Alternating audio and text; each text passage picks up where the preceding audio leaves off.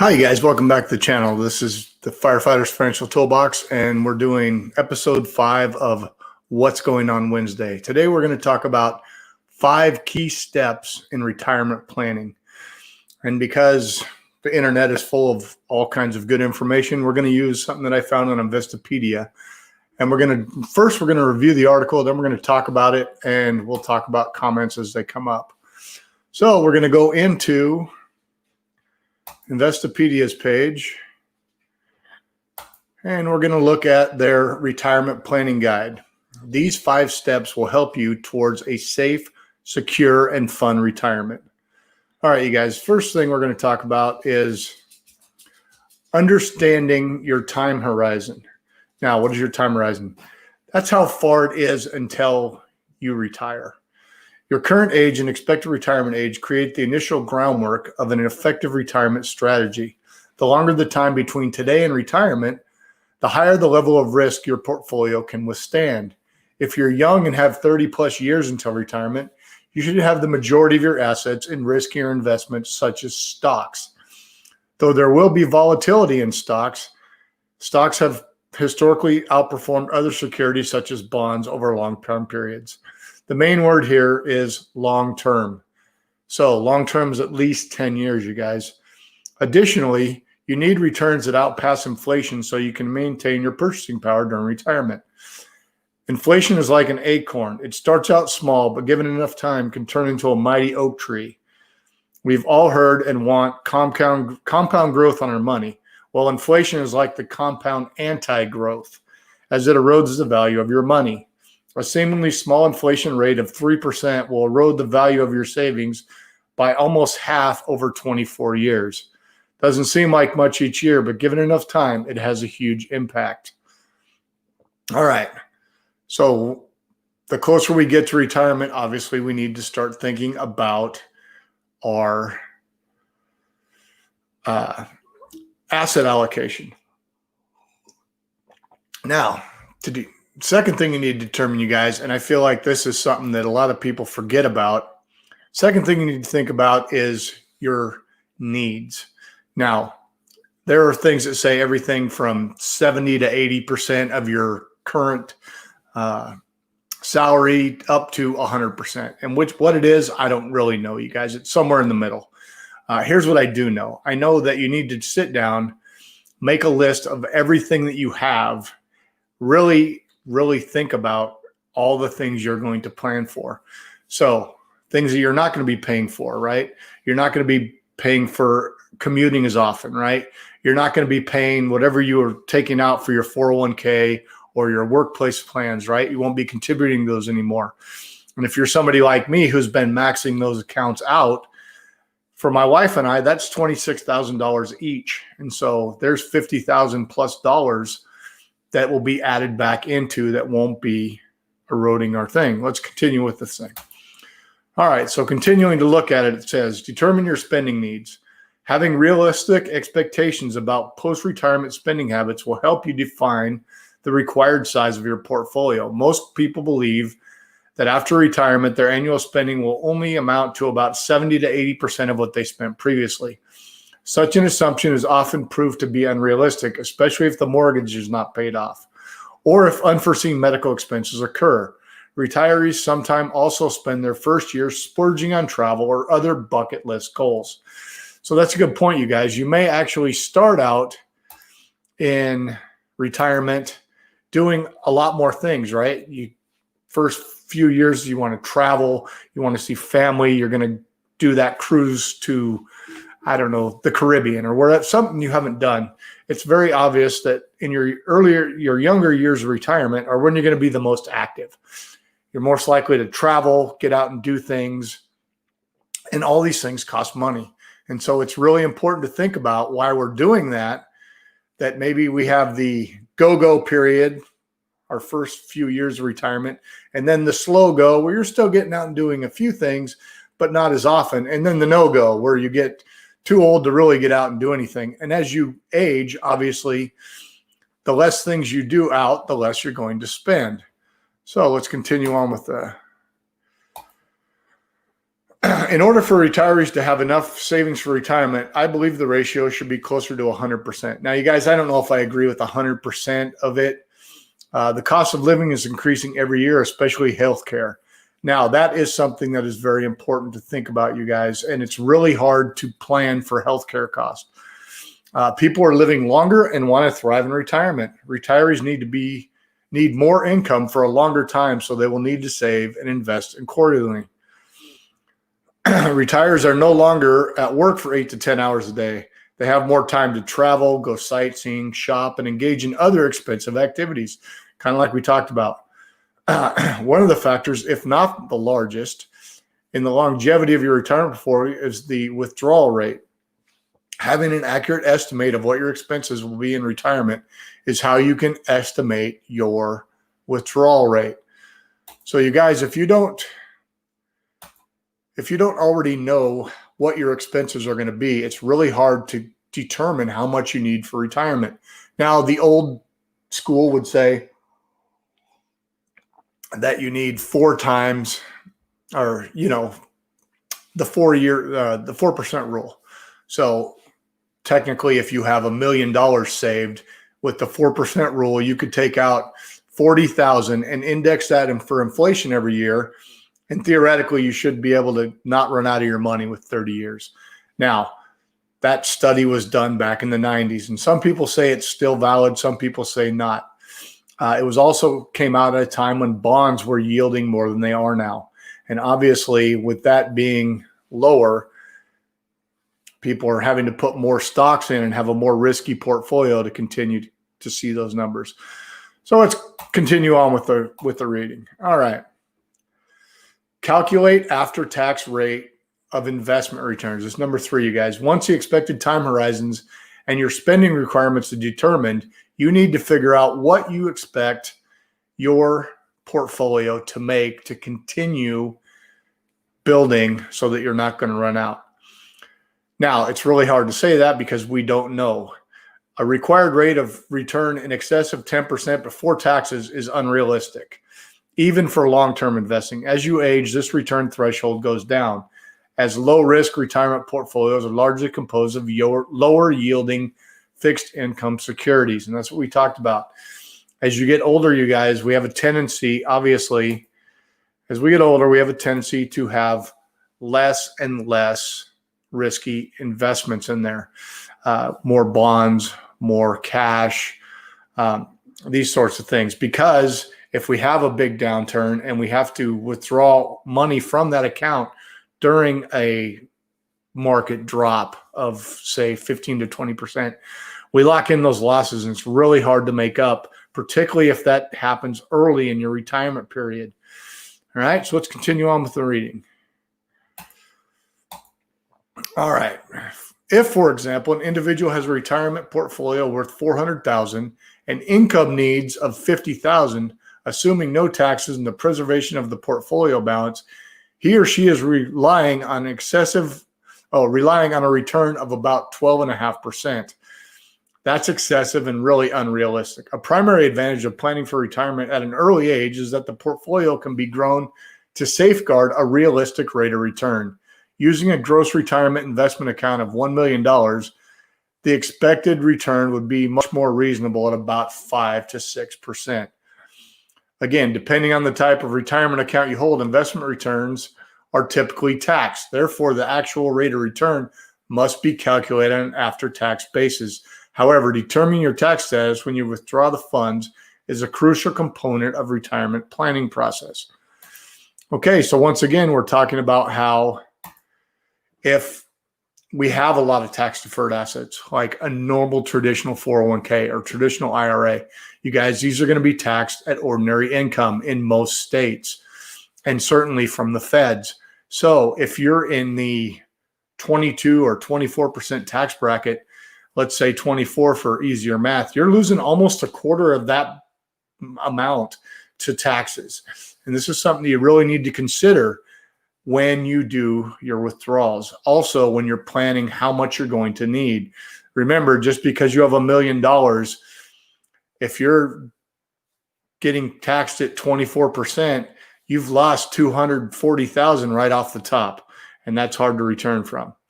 All right, let's continue on with the rating. Number four is assessing risk tolerance versus your investment goals. Whether it's you or a professional money manager who is in charge of the investment decisions, a proper portfolio allocation that balances the concerns of risk aversion and return objectives is arguably the most important step in your planning process. How much risk you are willing to take to meet your objectives. So, should some income be set aside in risk-free treasury bonds or required expenditures? You need to make sure that you're comfortable with the risks that are being taken in your portfolio and know what is necessary and what is a luxury. This is something that should be seriously talked about, not only with your financial advisor, but also with their family members.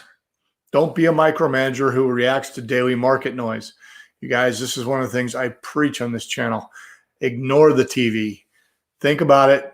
Find an asset allocation that keeps you comfortable, lets you sleep at night comfortably, even if there's some volatility. You can get right through that and not think about it. Or you have enough in cash to subside you for a year or 2 or 3, so that if we do have a little bit of a downturn, we don't have to take out of that. But we need to think about how risky our portfolio is. Now, you know, the bonds right now are not yielding anything. They're terrible. You're lucky to get 2% on a bond fund. I get it. But they do add a little bit of security when stocks go up and down. It can smooth out the ride a little bit. Now, I'm not going to pretend to tell you what a proper asset allocation should be for you. That's up to you. But think about these things when you are setting up your plan. All right. Stay on top of estate planning. Estate planning is another key step in a well-rounded retirement plan, and each aspect requires expertise of different professionals, lawyers, accountants in that specific field. Life insurance is also an important part of an estate plan and the retirement planning process. Having both a proper estate plan and life insurance coverage ensures that your assets are distributed in a manner for your choosing, and that your loved ones will not experience financial hardship following your death. A carefully outlined plan also aids in avoiding expensive and often lengthy probate process.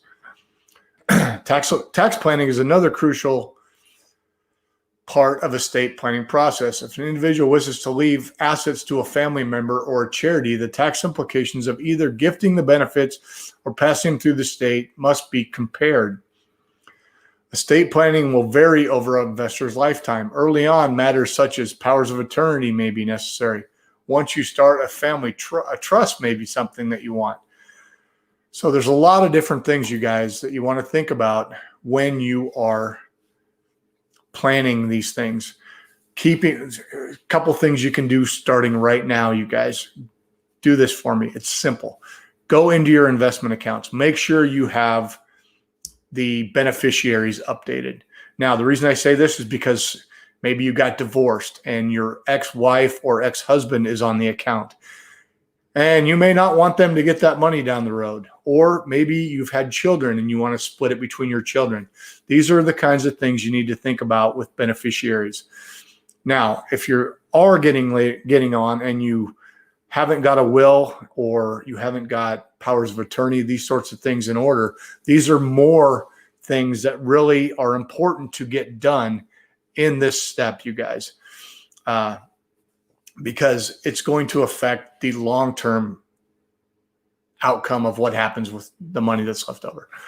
So if we go back in and we look at the 5 steps in total, once again, you guys, we're going to take a look, scroll back to the top here, and you see really, number 1 is understand your time horizon. Number 2 is determine how much you need to spend. How much is retirement going to cost? Number 3 is calculate about what you expect in an after-tax return rate from your portfolio. Number 4 is assess your risk tolerance, because really you only want to take as much risk as you need to in retirement. And the last thing is, we said, staying on top of estate planning. By doing these things, you guys, you can assure that A, you won't run out of money. B, if something does happen to you, you will have the avenues in place to take care of your family, to take care of your loved ones. Now, a couple things that we didn't add in here are if you have a pension. As many of you know, I'm a firefighter, and we are lucky enough to still have pensions. Now, they are going away and they are going down, but I will have somewhat of a pension for the rest of my life. So that adds to the amount of money I will have in my retirement. But it also changes the way I have to look at taxation, because I will have a amount of money each month that will be taxed, in addition to the money that I take out of my portfolio. Last thing I want to talk about, and people will say that, oh, I'm too young, Social Security will be gone. I have no doubt that Social Security will have some changes, and possibly some big changes, before I'm old enough to hire. I have another, well, if I were to take it 62 right now, I have 11 years. So a lot could happen in 11 years. Now, whether or not you believe it's going to be there or not, I personally think Social Security will be there. Now, it may be cut. They may add taxes to it. Who knows what could happen? But I don't see the politician that wants to be the guy with the name that he cuts Social Security. Something that's been around since the 30s, and I think it's going to be there. So it's something to think about as an added cost. And remember, the threshold for taxation of Social Security is if you make over $40,000 in your income, you will have 85% of your Social Security taxed by the feds. And depending on your state taxes, some states do also tax Social Security. Not all. Please check your state's rules. I'm not going to pretend to know all of them. I know here in Oregon, they tax our Social Security. They tax pensions. They tax IRA withdrawals. They tax it all, which is one of the reasons I'm not going to stay in Oregon. But all of these things are considerations that you need to take when you're making your plan. The earlier you start, the more time you have the plan, the more time you have to think about what you need, how to tailor it to your needs and your family's needs. Think about things like, will I have a mortgage? Will I still be paying for adult children? Are they still in the house? Do I have to pay for college? These are kinds of things that hopefully you'll have already paid off by the time that you retire. Now, if you think about retiring early, remember things like the 4% rule don't automatically apply. That was designed to make your money last for 30 years. If you're retiring younger than that, you've got a longer horizon in retirement. You're not going to be able to take 4% and make it last forever. Maybe you have to do 2.5% or 3%.